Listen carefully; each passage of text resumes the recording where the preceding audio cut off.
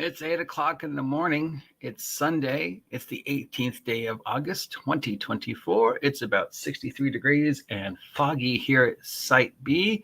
It is RPG A Day August, Autocratic, and the people over at RPG A Day do this wonderful experiment every year. And we've been doing it for 10 years, proof that I've been doing this for 10 years. And every year, they ask the same question somewhere within the RPG A Day in relating to your most memorable tabletop role-playing game story, which means every year about this time of year, I recite, recreate, retell what is by far the single greatest moment in my tabletop role-playing game life as a DM and a player. Many of you have heard this story before, and if you have and you don't want to hear it again, you can stop now.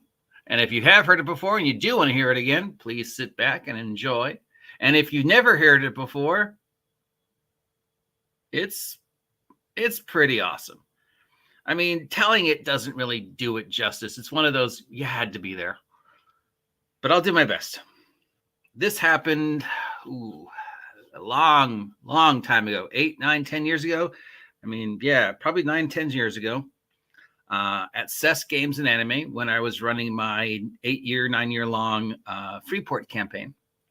And my Freeport campaign spawned a spin-off campaign dealing with some of the events. Basically, I was running the Against the Giants, Storm King's Thunder, Giant Slayer mashup. Players versus Giants. They'd already gone through my take on Hill Giants. They already gone through my take on Fire Giants, and they were going to do the Frost Giants. Now, the Fire Giants had a lot of things associated with fire on them. One of the things they had a lot of basically modern version, fantastic versions of things like blasting powder and dynamite and the other types of things that fire elementals and fire efreets might bring over from the city of Brass to help their allies spread more fire. Now, that's as important that you remember that there is, in the party's hands, the equivalent of blasting party powder and TNT. So they move on to the Frost Giant section. And I was running the Frost Giants as basically Hamlet. Very Shakespearean, very Hamlet, very tragic, very just lots of political stuff. I don't know where I got the idea that the Frost Giant section was Shakespearean, but when you think about it, it kind of made sense. This is very, my uncle has killed my father, my mom sleeping with my uncle. What do I do? So there's all this very Shakespearean political intrigue going on within the Fire Giants domain, the Ice Giants domain. The players, of course, in typical player fashion, kind of missed out on all the hints that they could have gotten a small section of the Frost Giants on their side by investigating the murder, and just decided to pursue more straightforward the quests that they were on to stop the threat of the Giants uniting and taking over the world. They were discovered, of course, and they were chased. So they're chased into the sub-layers, the ice-filled dungeons beneath the Frost Giants' castle, where all the secrets are and all the things of the storage and the dead bodies and all that other Shakespearean stuff and the ghosts. And they're weaving and wobbling throughout these passageways, getting chased by giants and their minions because, some of the corners the giants couldn't reach. So they get to this hallway. This passage, this mine. The giants are behind them somewhere, and their minions are behind them somewhere. The ones that can get down the smaller caves, of course. And they get to this small passage, and it's a dead end. So they're looking around, and they notice a small hole in the wall. Not big enough for a human, but big enough for a halfling or a gnome or a small child or a goblin. So they look through the hole, and it opens up into one of the caves where the giant dire bears that the frost giants keeps as pets is hibernating for the winter. So they see just gigantic dire bear, and they see her 2 cubs hibernating. It's a cave. There's got to be an exit on the other side, right? The only member of the party that could fit through the hole to get into the cave was the party's alchemist, a gnome alchemist. Please remember, this is an alchemist, and the party has recently gotten their hands on explosives. You see where this is going. So the gnome alchemist sneaks into the room, sneaks through the hole, starts working his way across the den of the dire bear. Sneak, sneak, sneak, sneak, sneak. Roll a sneak. Doesn't make it. Makes a noise. The dire bear is hibernating, but in its quasi weird suspended animation state that is hibernation, it acknowledges that there's been a noise. Now into this, I remind myself in the back of my head that he is running a gnome, and that gnomes have that whole thing where animals kind of like them and they can talk to animals. So I roll a d20 to see how the bear would react. And I basically roll a natural 20. And I'm thinking, okay, this bear isn't going to be violent. How is it going to react in its, hibernation state when it hears a noise?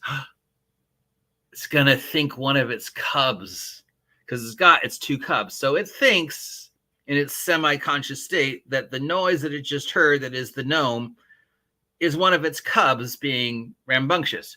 So it reaches out and scoops the gnome alchemist underneath it to keep its cub warm. So now the gnome alchemist is underneath the dire bear mama, cuddled up with dire bear mama's 2 cubs. Dire bear mama has basically rolled a natural 20 in regards to response. It has no idea that this is a threat. It just thinks it's one of its cubs. He's in no danger. Remember that. That's important. He's in no danger. He's even starting to scrounge around to see if there's anything in the dire bear's nest that could maybe help them. And I'm starting to tell him, oh yeah, you think you feel some potion bottle? Oh, you think you feel something that might be a staff? Because it lists the treasure, of each of the dire bear caves. And one of the things that this dire bear had in its treasure, I don't know why, was the Dungeons and Dragons magic item known as the Rod of Passage. Now, if you're not familiar with the Rod of Passage, it basically is a rod that lets you open doors and create portals. And basically, it's designed to get you out of situations. So now they have possibly a magic way to get themselves out of the situation. So we have Gnome Alchemist, comfortable, safe, underneath Dire Bear Mama. Dire Bear Mama is hibernating. Dire Bear Mama's 2 cubs are hibernating. Gnome is just about to discover that there are magic items underneath Dire Bear Mama in her sleeping state, in her nest. And maybe he will even, if he rolls the right rolls and could do it without waking up Mama, figure out that this rod is something he could use to help him and his companions escape. Maybe the designers of the adventure put it in because they thought, they need some way to get out of here. I don't know. Or maybe it was just randomly generated when they were writing the adventure. But it was there. This is important. Meanwhile, on the other side of the hole, we have the rest of the party who's been biting their nails, all stressed out over the fate of the gnome. And they see Mama Bear scoop up the alchemist and pull him under her. And I ask, and they're panicking. They're like, what can we do? How are we going to rescue him? They think Mama Bear wants to hurt him, which is, a reasonable assumption.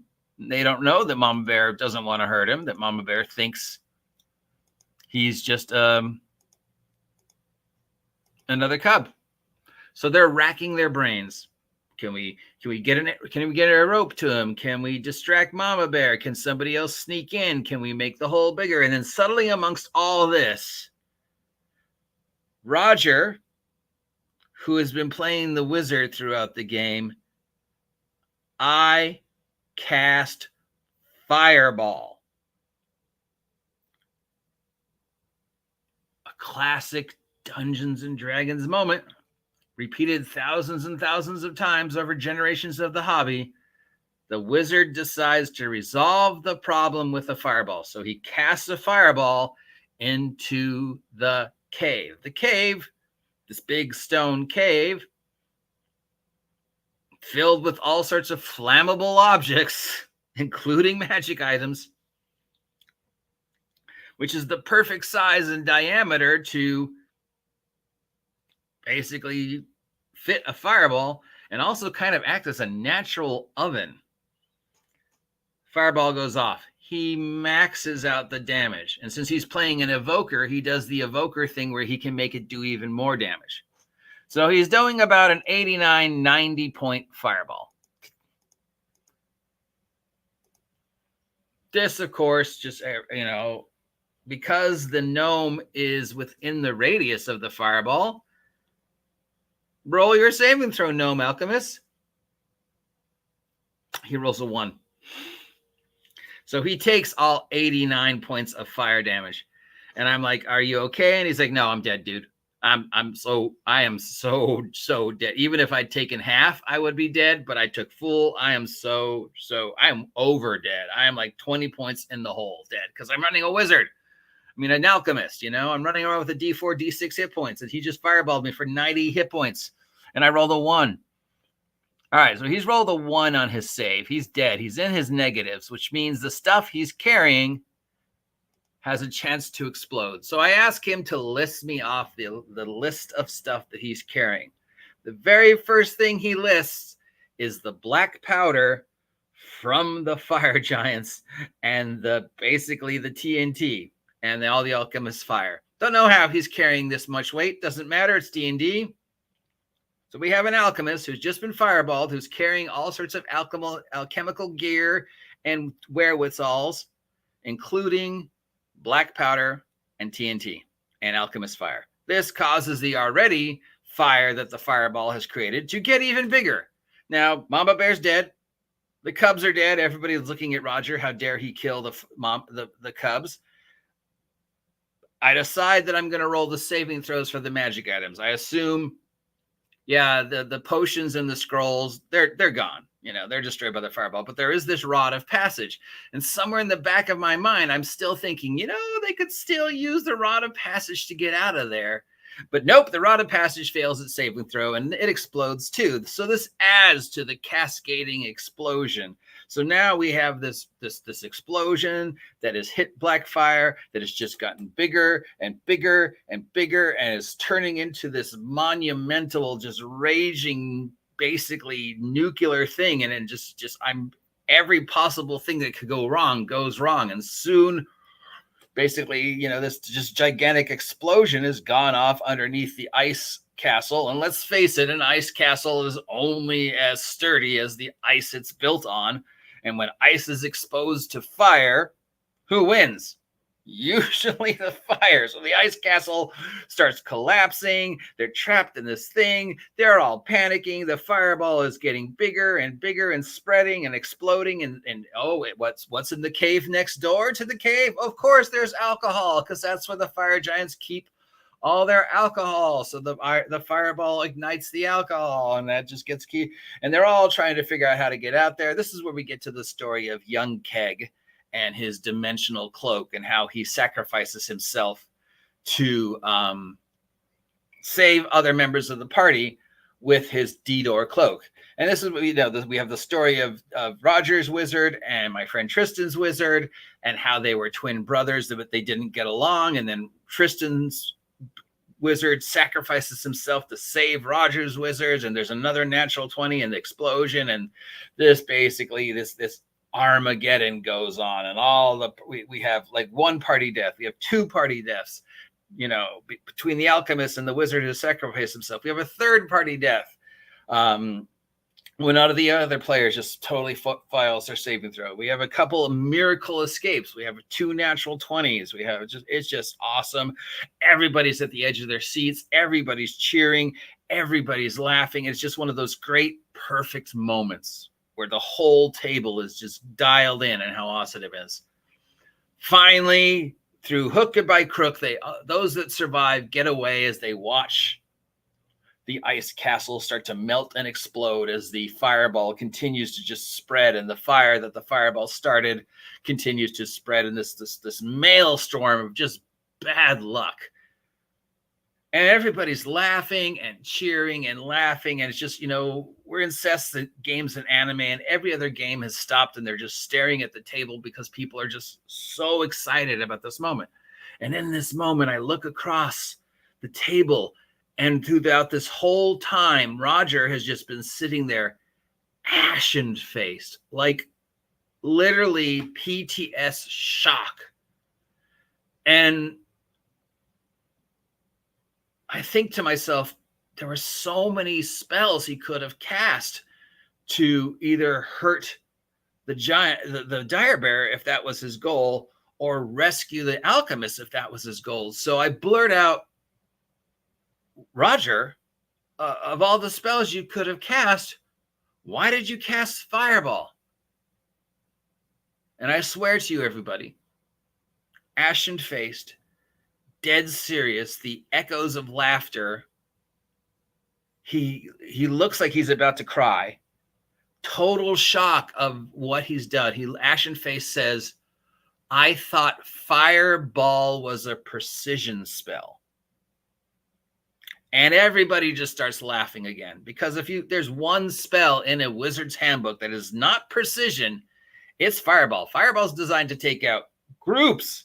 Now, maybe he was thinking he was casting a different spell. I don't know. There's a first level spell called Firebolt, but he said Fireball, and he rolled all those D6s and maxed out, and then used his special ability to have it do more damage. Ashen face, everybody laughing. I thought Fireball was a precision spell. And every game after that, for almost a year, he's apologizing. And every time it comes up, I thought Fireball was a precision spell, which just starts the laughter over and over again. And we retell this story all the time. And every time it comes up, Rodger, again, for like 2 or 3 years, I thought Fireball was a precision spell. And he's not joking. He wasn't joking. He didn't understand that the Fireball would be a 10 by 10 sphere of fire that he just maxed out damage and then doubled. And every time it brought up, whoever was there, just laughing. It is the most memorable moment in my tabletop role-playing game history. I could not force that moment to happen. There's no way I could have planned that series of events. There's no way I could have predicted the level of natural ones and natural 20s that was rolled. And every year I tell this story, and there's inevitably one person who goes, what the fuck? And at least 2 people who think it's hilarious as shit. Now, I still think it's funny. And every time it comes up, anybody who's there, who's still around, remembers it fondly. Nobody was upset. Nobody was angry. Nobody cared that their characters died. We had 3 characters' death. All 3 of them had had the time of their life. The alchemist, he didn't care that his alchemist was dead. He had had such a good time. It was hilarious. The wizard didn't care that he died. It was just a great moment, and he already had plans for how the ghost of the wizard was going to haunt Rodger's wizards and the next character he wanted to play. The other little woman whose character died, she didn't care. She was having a blast. Nobody cared. Nobody was angry. But nobody understood when he said, I thought Fireball was a precision spell. And that's why it was so funny, is because he just held on to that. Never, I meant to cast, or I thought I was casting, or I did, he, in his mind, the Fireball would only have affected the target and nothing else. Somehow he missed the whole 10 by 10 sphere. That it's a ball. Now, in Rodger's defense, after thinking about it a few years and going back over spells, he might have meant a different spell. fire bolt ball and fire bolt sound roughly the same, but fire bolt doesn't do 8d6 because it was a first level spell. Fire bolt doesn't fill a 10 by 10 sphere, and there's no way a fire bolt would do anything other than maybe upset Mama Bear.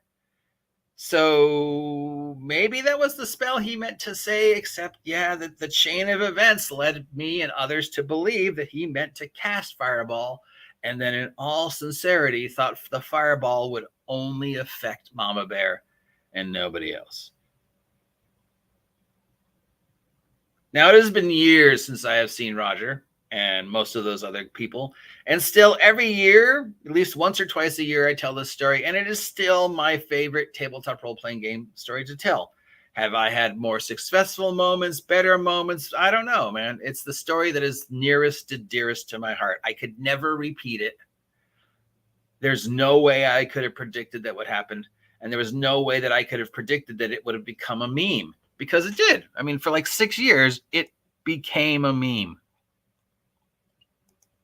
So that's my story, RPG a Day, most memorable tabletop role-play game story. What's yours? Make a video about it. Share it with us. Post it on RPG a Day. Thanks for sticking with me while I went over the story. Hopefully you appreciate it. We'll be back Monday with our regularly scheduled nonsense.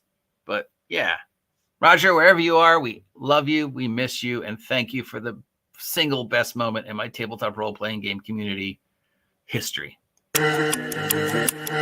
Yo, check. Yeah, we're not the type to